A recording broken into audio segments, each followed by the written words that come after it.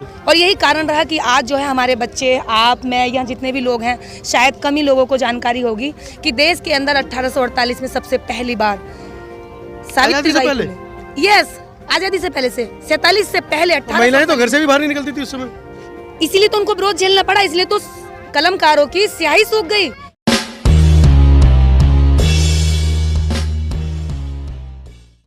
तीन मंत्र बाबा साहब ने दिए, शिक्षित बनो, संगठित रहो और संघर्ष करो। संगठित किसान हो रहा है, संघर्ष भी कर रहा है, लेकिन कहीं ना कहीं शिक्षा का जो अभाव था उसको पूरा किया है माता सावित्रीबाई फुले महासभा ने। किसान आंदोलन में दीदी निर्देश ने अपना झंडा गाड़ दिया है। पिछले लगभग 20 दिन से वो उत्तर प्रदेश के मुरादाबाद से यहाँ पर आकर बच्चों को शिक्षित कर रही हैं, खासकर उन बच्चों को जो किसानों के बच्चे हैं। किसानों के साथ छोटे छोटे बच्चे आए हैं। साथ साथ में मैं आपको दिखा दूं, जो हमारे यहाँ पर गरीब तबके के जो बच्चे हैं, जो कूड़ा बीनने वाले बच्चे हैं, जिनके परिवार की स्थिति ऐसी नहीं है वो उनको पढ़ा पाएँ। मैं आपको दिखा रहा हूँ, देखिए उन बच्चों के जो थैले हैं वो यहाँ पर पड़े हुए हैं। जो छोटे छोटे बच्चे हैं, जो किसान के बच्चे नहीं हैं, जो कहीं ना कहीं आप देखिए कूड़ा बीनने वालों के बच्चों के जो थैले हैं वो यहाँ पर रखवा दिए गए हैं। और मैं आपको सीधा ले चल रहा हूँ, मैं डिस्टर्ब नहीं करूँगा क्योंकि बच्चे पढ़ रहे हैं। मैं चाहूँगा कि मेरा सहयोगी संतोष अम्बे से दिखाए चल के सीधा किस तरीके से दीदी निर्देश के की जो पाठशाला है अपने आप में एक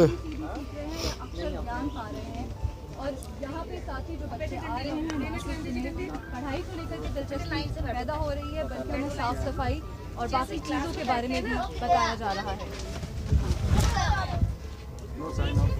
लेकिन आपको मैं दिखा दूं अपने कैमरामैन के माध्यम से कि इस मंच पर एक और विभूति हमको मिली है देखने को दीदी निर्देश के साथ में। पूरे देश के अंदर पैदल यात्रा, सैकड़ों किलोमीटर दूर की पैदल यात्रा कर कर एक एकता का जो संदेश दिया है। मैं उनसे भी बात कराऊंगा आपकी, लेकिन पहले मैं आपको दिखा दूं कि ये वो बच्चे हैं। संतोष इधर से आइए और बच्चों को दिखाइए। ये वो बच्चे हैं जिन्होंने शायद ABCD पहली बार ये देख रहे हैं दीदी निर्देश के माध्यम से, और मुझे लगता है कि कहीं ना कहीं कुछ सीख कर जाएंगे। कम से कम अपना नाम लिखना सीखेंगे, बैंक में अकाउंट खुलाएंगे तो ये समझ पाएंगे बैंक की कॉपी में कि किसी ने कोई हेरफेर तो नहीं कर दिया। अगर 1000 रुपये जमा किए हैं तो 1000 रुपये इनके बैंक में हैं।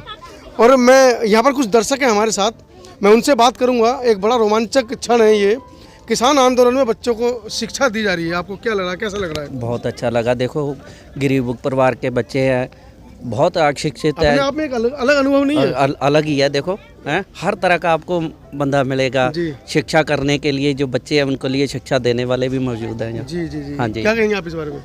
बस जो भी है बहुत अच्छा चल रहा है जी, होना चाहिए। बच्चे हैं बेचारे, कुछ सीखेंगे। यहाँ आंदोलन है, अपना सीखने को बड़ा बढ़िया मिल रहा है। न बेचारों को नाम भी लिखेंगे अपना, और इनमें एक जोश ललक भी पैदा होगी। मतलब जो काम सरकारों का था, सरकार पिछले 70 साल में जो कहा जाता है कि प्राइमरी शिक्षा फ्री होनी चाहिए, कहीं ना कहीं ऐसे माँ बापों को भी दंडित करने की ज़रूरत है जो अपने बच्चों से काम करवाते हैं, बच्चों को स्कूल नहीं भेजते हैं। मैं हूँ अपने सहयोगी संतोष अम्बेश के साथ, और आपको जो मैं दिखा रहा हूँ, बाबा एक मिनट बस, आप माता सावित्रीबाई फुले महासभा। इस देश के अंदर नारियों को पैरों की जूती समझा जाता है, आज तक भी अधिकार नहीं दिए जाते हैं। अगर नई बहू आपके घर में आती है तो उसको इतना लंबा घूंघट करा के घर के अंदर बंद कर दिया जाता है। आप चाहते हैं आपकी बेटी ससुराल जाए, जीन्स पहने, टी-शर्ट पहने, खुली आज़ादी में घूमे, लेकिन अगर दूसरे की बेटी आपके घर में बहू बनकर आती है तो आप उसके ऊपर 10 बंदिशें लगा देते हैं। उन्हीं बंदिशों को तोड़ने का काम किया था माता सावित्रीबाई फुले ने।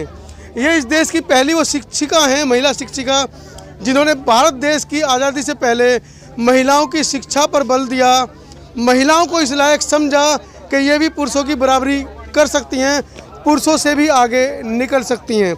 इस पूरे काम को बीड़ा उठा रही हैं हमारी बहन दीदी निर्देश, और मैं आपको मिलवा रहा हूँ दीदी निर्देश से। आप देख रहे हैं पूरा स्कूल। एक बार मैं चाहूँगा दीदी निर्देश से बात हम करेंगे, उससे पहले मैं चाहूँगा संतोष एक बार ज़रा स्कूल दिखाइए।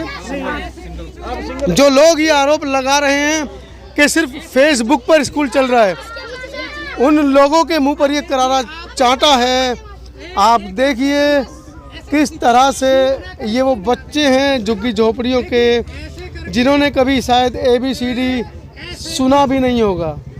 और आप देखें मिस्टर देव किस तरह से इन बच्चों को शिक्षित कर रहे हैं, ABCD सिखा रहे हैं। बाद में बात करेंगे मिस्टर देव से भी, लेकिन मैं चाहता हूँ कि बच्चों को हम डिस्टर्ब ना करें। आप बताइए, ऐसा कौन सा आपका दिख रहा है जिसको हम तोड़कर पी बना सकते हैं? बताइए, जिसको आधा तोड़कर हम पी बना सकते हैं। देखो बी है, अगर ये बी ऐसे लिखा, अगर हम इसको देखो यहाँ से तोड़ देते हैं तो क्या बन जाता है? बी। ठीक, आप देख रहे हैं कितने सरल तरीके से इन बच्चों को सिखाया जा रहा है। इन बच्चों से बातें कराऊंगा मैं आपको, लेकिन उससे पहले मैं सीधा लेकर चल रहा हूँ आपको दीदी निर्देश की तरफ, और बात करेंगे इस शिक्षा की ज्योत को जगाने के लिए। संतोष इधर आ जाइए, मेरे पास आ जाती है इनका अच्छा, PDF आ जाती बात से यहाँ पर आई हैं। थैंक यू सर, आपने और आकर देखा। शिक्षा की जगत, वो शिक्षा की जो ज्वाला है उसको लेकर वो गांव-गांव कस्बे कस्बे पहुंच रही हैं। और आज भी पिछले 20 दिन से मैं सुबह आज इसलिए आया कि पिछली बार जब इंटरव्यू लिया था तो कुछ लोगों ने आरोप लगाए थे कि फेसबुक पर इनका जो पाठशाला है, सावित्रीबाई पाठशाला, वो चल रही है। लेकिन मुझे लगता था कि शायद हो सकता है दीदी झूठ बोल रही हूँ, क्यों ना इनको रंगे हाथों पकड़ा जाए।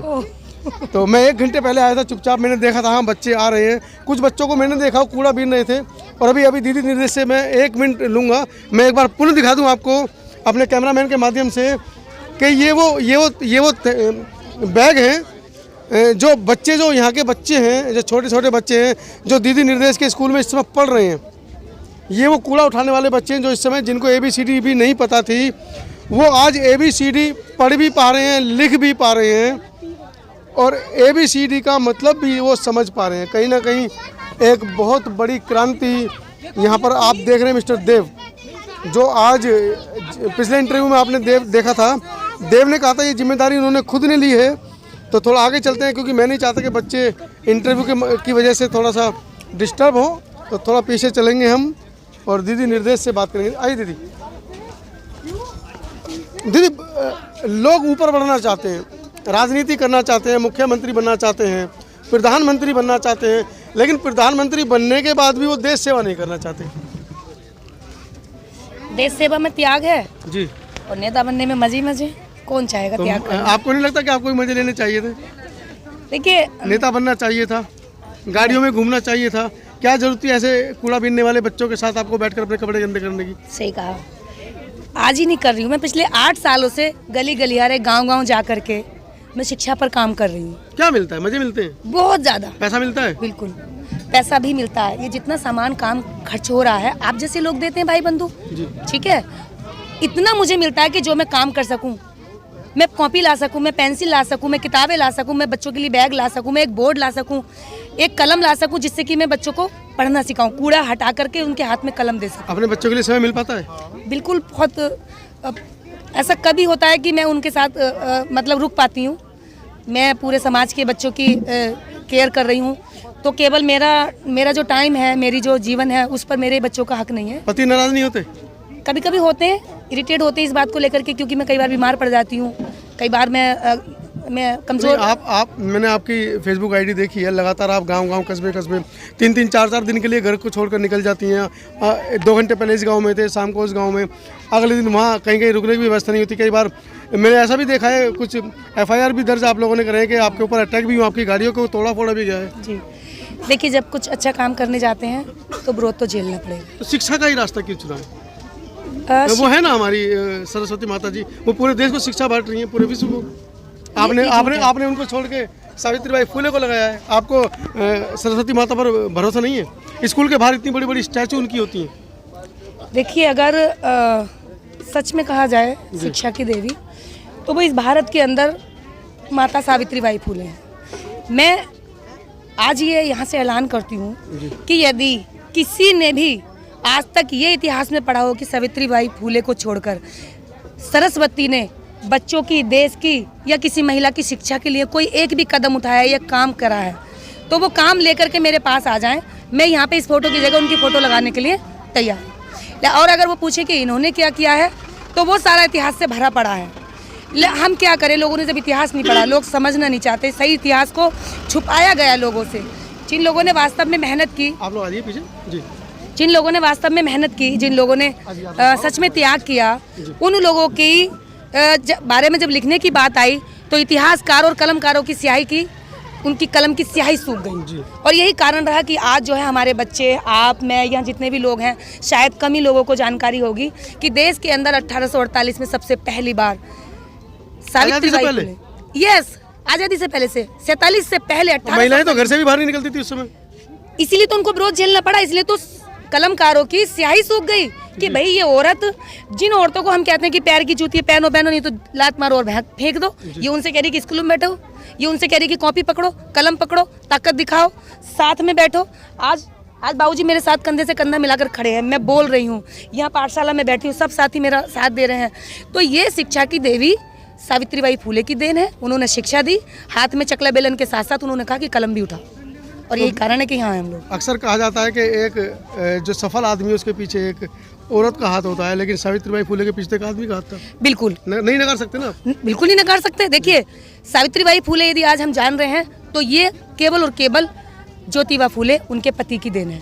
ज्योतिबा फुले के अंदर जब दिखा कि भी मैं अच्छा खासा पढ़ा लिखा, मैं इतना वेल एजुकेटेड, मेरे साथ में यहाँ व्यवहार किस तरह का होता है, जातिगत व्यवहार भी झेलना पड़ रहा है और उनको समाज में बहिष्कार भी झेलना पड़ रहा है, तो उन्होंने कहा कि एक गुलाम माँ गुलाम बच्चे को जन्म देती है और एक आज़ाद माँ आज़ाद बच्चे को जन्म देती है। शेरनी का बच्चा कभी गिदड़ पैदा नहीं होता है।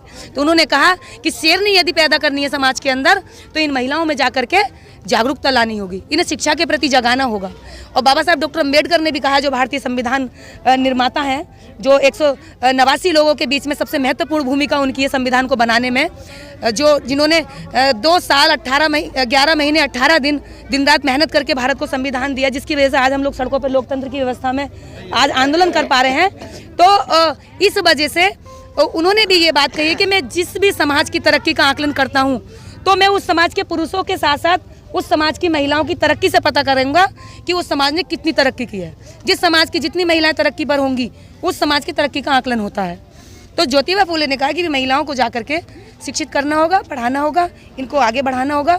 लेकिन वो महिलाओं में जा नहीं सकते थे पुरुष होने के नाते, क्योंकि जब समाज में इतनी रूढ़िवादिता थी, घूंघट से बाहर झांक ही नहीं सकती थी महिला, तो वहाँ पुरुष कैसे बैठ सकता था। तो इसलिए उन्होंने अपनी पत्नी सावित्रीबाई फुले को तैयार किया और घर घर जाकर के उन्होंने शिक्षा की अलग जगह। आज ये कारण है कि भारतीय संविधान के तहत हमको शिक्षा का समानता का अधिकार मिला हुआ है, अभिव्यक्ति की स्वतंत्रता मिली हुई है, तो हम सारे काम कर पा रहे हैं। तो ये छोटे छोटे बच्चे जो कूड़ा बीनने वाले बच्चे हैं, कहीं ना कहीं उनके रोजगार पर तो फर्क पड़ रहा होगा ना। देखिए, यहाँ जो कूड़ा बीनने वाले बच्चे यही हैं, चाहे वो 2 घंटे बाद बीन ले, चाहे वो 5 घंटे बाद बीन ले, आप और मैं तो बीन के लेकर नहीं जाएंगे यहाँ से, ठीक है, ले जाएंगे 4 घंटे बाद ले जाएंगे, पहले पढ़ लें। लगभग 20 दिन से आप लगातार किसान आंदोलन में एक अच्छी भूमिका में हैं और एक मैसेज किसान आंदोलन से इस पाठशाला का जा रहा है, विश्व स्तर पर जा रहा है मीडिया के माध्यम से, कि एक महिला है सावित्रीबाई फुले के नाम से बच्चों को पढ़ा रही है, दीदी निर्देश उसका नाम है। तो कहीं ना कहीं महिला होने के नाते डर, क्योंकि जैसा कि 26 और 28 तारीख को जो कुछ असामाजिक तत्वों ने यहाँ पर हमला किया, उसकी वजह से बहुत सी महिलाएं मुझे यहाँ पर कम दिख रही हैं और वो हकीकत भी है। तो डर नहीं लगता? देखिए, डर तब लगता है जब हम गलत हों। यहाँ पर सरकार गलत है जी, इसलिए वो डर फैला रही है। अगर यहाँ पर लोग डरते तो ये सब यहाँ खड़े नहीं होते। 3-3 महीने हो गए, बाबा जी को भी महीने हो गए होंगे यहाँ रहते हुए।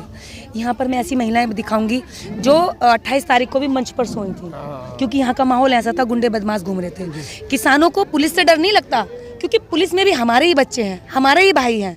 किसानों को डर था, पुलिस की वर्दी में गुंडे घुस गए थे, क्योंकि पुलिस जब मारती तो कहीं ना कहीं दर्द रहती, वो लोकतांत्रिक व्यवस्था से हमें वार्निंग देती, ठीक है। लेकिन वो हमें लोकतंत्र के खिलाफ जो लोग थे उनसे हमें डर था, वो हमें छोड़ते नहीं। इतना डर था कि रात को यदि ट्रैक्टर भी यहाँ से चल रहा था तो लग रहा था कि सीने पर जेसीबी चला दी। तो यहाँ टेंटों से निकल करके लोग मंच पर सोए थे, सारे इकट्ठे एकजुट होकर सोए थे। लेकिन क्या हुआ, वो डर फैला करके हमको कमजोर करना चाह रहे थे, लेकिन किसान तो फिर से और बड़ी ताकत के साथ उठ रहा है। डर वो फैला रहे हैं, आप लोग फैला रहे हैं। आप लोगों के डर की वजह से सरकार ने बॉर्डर पे चारों तरफ लोग बाग ना आए, जो हमारे देश के नागरिक हैं, जो सामान्य लोग हैं, वो डर के हमारे इधर ना आ जाएं, किसी वजह से इधर ना आ जाए, सरकार को तार खींचने पड़े हैं। आप कह रही हो वो डर दिखा रहे हैं, वो कह रहे हैं आप डर दिखा रहे हो। ये अपनी मजाक बनवा रहे हैं। उनको डर होगा ना, उनको डर होगा। हम लोग तो निहत्थे हैं, हमारे पास क्या है, उनके पास प्लेन भी है, बंदूकें भी है, फोर्स भी है, ऊपर से भी जो मर्जी करा सकते हैं। हम तो निहत्थे, हम क्या करेंगे वहाँ जाके, हम कैसे मारेंगे? वो तो सरकार ने आधा किलोमीटर दूर जो रास्ते बंद किए हैं, इतनी चाक चौबंद व्यवस्था की है, तो कहीं ना कहीं सरकार नागरिकों को सुरक्षा देना चाह रही होगी। तो आपको कहीं ना कहीं आतंकवादी और उग्रवादी और अलगाववादी तो कह ही रहे। हम भी तो देश के नागरिक हैं। जी जी जी ऐसा है, हम तो शांतिवादी हैं, आशावाद, शांतिवादी आशावादी हैं। और ये जो गवर्नमेंट है ये खुद आतंकवादी है और नक्सलवादी है।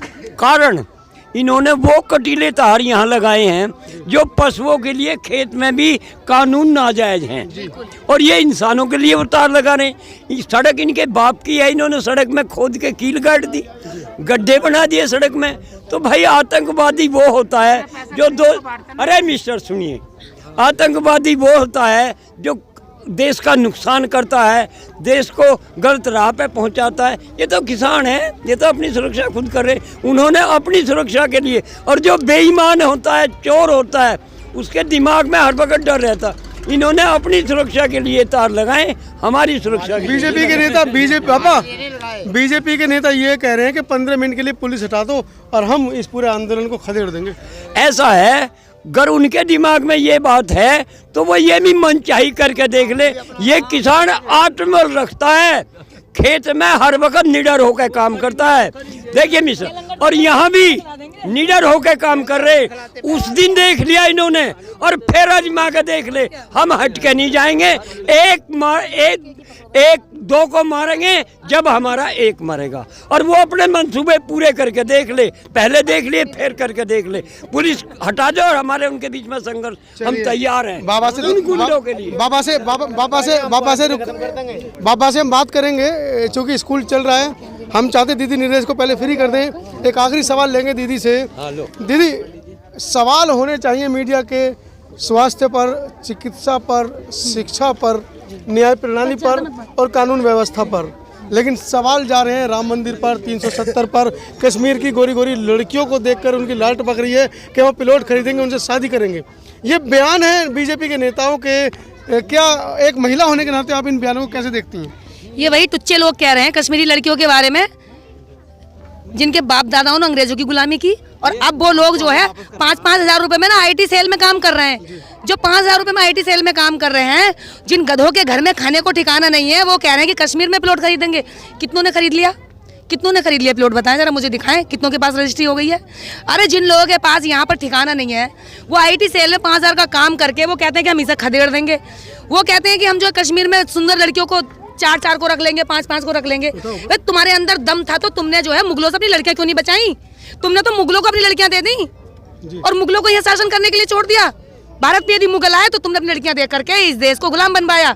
तुमने उनके यहाँ पर मुखबरी की और आज वो कह रहे हैं कि कश्मीर में जाके प्लॉट खरीदेंगे। इतना दम है तुम्हारे अंदर तो तुम जो है इस देश के अंदर जितने प्लॉट खरीदे हुए हैं तुमने, उन पर जाकर के कुछ लोकतांत्रिक व्यवस्था करके दिखाओ ना। या केवल लोकतंत्र को खतरे में डालने वाले काम और वाहियात हरकतें करोगे और वाहियात बयान देंगे। जितने बीजेपी के नेता हैं ये सारे क्रिमिनल हैं। इन पे सब पे 200-200, 400-400 मुकदमे छपे हुए हैं। इन पे बलात्कार के मुकदमे अलग, इन पे तड़ीपार के मुकदमे अलग। ये देश के अंदर सबसे ज़्यादा क्राइम फैलाने वाले लोग हैं। इनके आसपास के लोग भी सारे क्रिमिनल हैं और वही लोग ऐसे बयान देते हैं कि 15 मिनट के लिए रास्ता खाली कर दो, मतलब फोर्स हटा दो और हम ये हाईवे खाली करा देंगे। क्या हाईवे खाली कराना इन लोगों से इतना आसान है? अरे जो लोग लंगर चला करके यहाँ पे कम से कम 5 से 7 हज़ार लोग डेली दिल्ली के झुग्गी झोंपड़ी के लोग यहाँ पर खाना खाकर जाते हैं, ठीक है, और इतने प्यार से खाना खिलाते हैं, इतनी सेवा भाव करते हैं, उनकी गंदगी साफ कर रहे हैं। ठीक, उन लोगों से कह रहे हैं कि तुम खाली कर दो। अरे तुम देश के लिए कर क्या सकते हो? जिनके अंदर राष्ट्र की भावना है, जो झंडे को तिरंगे को लेकर के, जिनकी बच्चे जो है इतना झंडा जो है लाल किले पे फहराने में काम नहीं आता, जितना झंडा जो है इन किसानों के बेटों को उनकी लाश को लपेटने में काम आता है, उनको फूंकने में काम आता है, उनकी शहादत में काम आता है। उन लोगों से कह रहे हैं कि ये उनको खदेड़ के भगा देंगे। ये जितने भी वाहियात बयान दे रहे हैं ना, ये सारे क्रिमिनल लोग हैं और ये लोकतंत्र के लिए सबसे खतरा है। तो एक रोष यहाँ पर निकल कर आ रहा है। हमारी बहन दीदी निर्देश से मैं चाहूँगा कि अब मैं वो स्कूल देखें। एक रोष निकल कर आया हमारी बहन के दिल से और इस बात के ऊपर मैं बाबा से ही बात करूँगा। बाबा, बहन ने जो बातें कही हैं उसको आप इधर दीजिए, बाबा के हाथ में दे दो। बाबा क्या लगता है कि इन्होंने कोई गलत बात कही है? मैं एक ऐसा प्रमाण दूंगा कि जो बिल्कुल सही है जी। अब से देखो, सबसे पहली बात तो ये नागपुर में इनका वो है दफ्तर, आज तक इन्होंने वहाँ तिरंगा झंडा नहीं फहराया, बिल्कुल। सबसे पहली बात तो ये देशद्रोह की। दूसरी, जो हमारे अटल बिहारी जी वाजपेयी प्रधानमंत्री हुए थे, हमारे एक ताऊ थे उनके साथ में जो स्वतंत्रता संग्राम में रहे, उनकी छाती सफेद हो रही थी बर्फ से गल के, तो जब वो प्रधानमंत्री की शपथ लेते, आप लोग पीछे आइए ना, आप लोग पीछे आइए थोड़ा, तो उन्होंने एक बात कही थी कि इस देश का, भारत का दुर्भाग्य है जो अटल जैसा आदमी प्रधानमंत्री बन रहा। मन का हमने उनसे पूछी, ताऊ ऐसा क्यों कह रहे हो? कि इस आदमी ने अंग्रेजों का गवाह बन के 5 आदमियों को इसकी गवाही पे फांसी लगी थी। वो अटल बिहारी वाजपेयी इतने अच्छे आदमी थे। फिर आपके सामने जीता जागता जागरण है, जो कारगिल युद्ध हुआ वो अटल बिहारी वाजपेयी की कार सेवा खोलने का वो संदेश था, षड्यंत्र था।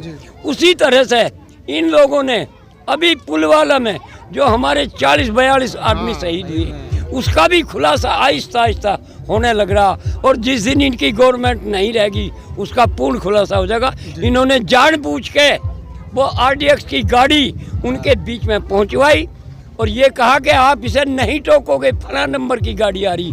जैसे कि अर्णब स्वामी उसका पटाक्षेप करने जा रहा था, इन्होंने उसे पकड़ के पता नहीं कहाँ बंद करा। जब उस अर्णब स्वामी जैसे आदमी को पता लगता है तो देश के प्रधानमंत्री को या गृह मंत्री को पता नहीं कि क्या होने जा रहा। तो ये देश के अंग्रेजों के दलाल थे। नाथूराम मरेठा इसी गैंग से था, इसी पार्टी का था जिन्होंने महात्मा गांधी को गोली मारी। ये गोडसे की पूजा करते हैं। तो सावरकर को वीर कहते हैं। वीर तो ये, अरे ये तो वीर तो सबको कहेंगे, तो अटल बिहारी को बढ़िया बतावे और प्रधानमंत्री नरेंद्र मोदी ने बढ़िया बता रहे। पर बढ़िया वो हो जिसके कारनामे देश के प्रति, प्रजा के प्रति अच्छे हों। ये तो ऐसे हैं जैसा औरंगजेब था और अकबर था। अकबर के तो कारनामे मिलते जुलते रहे, लेकिन औरंगजेब ने गजब ढाए, हिटलर ने गजब ढाए, सिकंदर ने कहीं मैं लोगों के पास पैसा नहीं छोड़ूंगा, लोगों की कब्र खुदवा के पैसा ले लिया। लेकिन अंजाम क्या हुआ? जब सिकंदर गया तो उसने यूं कही थी दुनिया से कि भाई जब मैं मरूं तो मेरे हाथ अर्थी से बाहर कर देना। इस तरह से ये संदेश उसने दिया कि मैंने पूरे विश्व से पैसा लूट के और अपने पास रख लिया, और आज मैं जा रहा हूं तो खाली। ये मोदी भी जिस दिन मरेगा खाली हाथ मरेगा, अमित शाह जिस दिन मरेगा खाली हाथ जाएगा, इनके पास कुछ नहीं होगा। लेकिन ये हिटलर शाही में और प्रजा को तंग करने में, देश के बेचने में कोई कसर नहीं कर रहे। इसी वजह से इन्हें आतंकी हम लोग कह रहे हैं। धन्यवाद। आतंकी तो इसलिए कहते हैं ना। सब्सक्राइब करें आपके अपने चैनल समता आवाज़ टीवी को, बेल आइकन दबाना ना भूलें सबसे पहले हमारी वीडियो देखने के लिए।